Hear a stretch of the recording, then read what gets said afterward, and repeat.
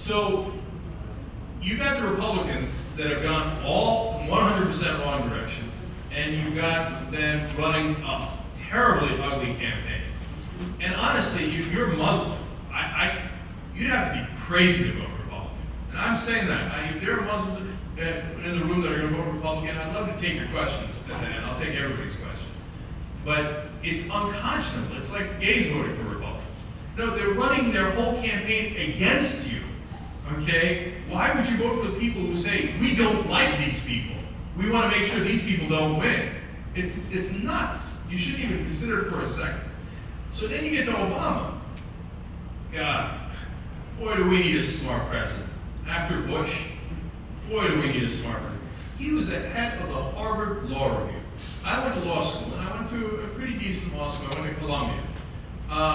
And I studied really hard, and I got good grades, and I got into Columbia, and I was very happy with that. I couldn't get into Harvard, because Harvard is a hell of a thing. Okay, Harvard Law School is the top of the top.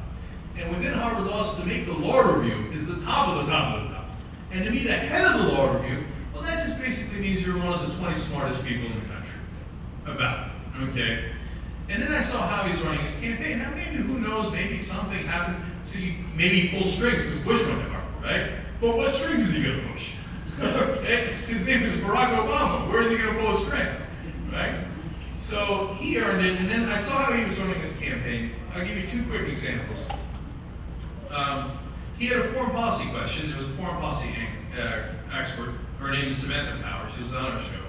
Some of you might disagree with her on other things, but at the time, she's writing a book about foreign policy, and he's a senator, new senator. He's not running for president.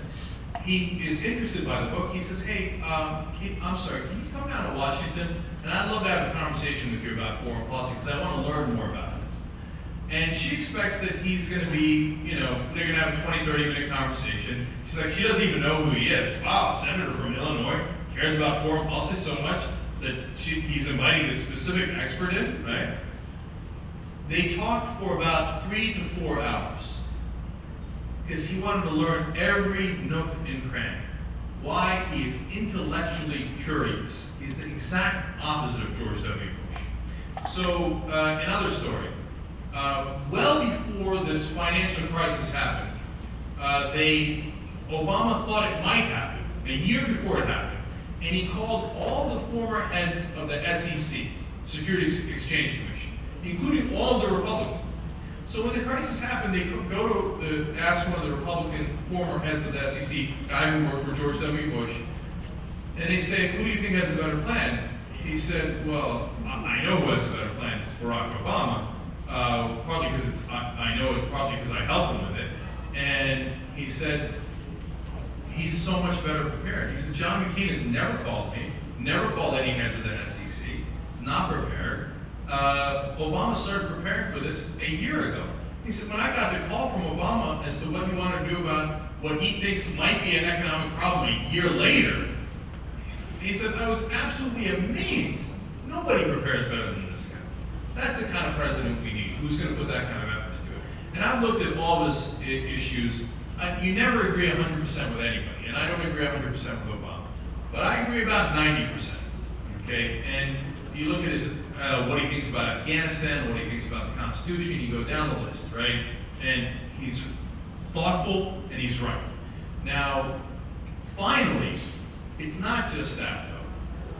If we elect a guy named Barack Hussein Obama as the President of the United States of America, we send a message to the world.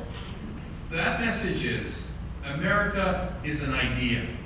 America is an idea that means equal opportunity for all of us, no matter what your race is, no matter what your ethnicity is, no matter what your religion is. And that's a powerful, powerful message. We become the shining city on the hill again, and it becomes morning in America again, okay? And I know for a fact he's gonna stop the torture. I know he's gonna value the United States Constitution, and he's gonna say to everybody across the world, if you're an American, first of all, anybody can be an American. And if you're an American, you could become anything in the whole wide world. Right now, the rest of the world does not believe that. I get calls from Turkey all the time. My friend Bora called last week, And he says, thank you, naive American. You think, just like I did, I'm doing with the Turkish, you think America's going to elect a black man? It's like, no way. You think you're going to elect a man named Barack Hussein Obama? No way. But the reality is, he's far ahead, and in 3 days, we can make that happen.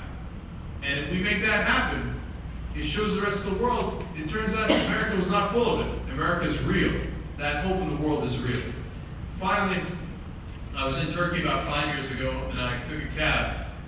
And the cab driver said, he said, where are you from? I said, I'm from America, because he could tell that, my Turkish was okay, but not completely fluent in as if I was from Turkey, or I'd grown up in Turkey.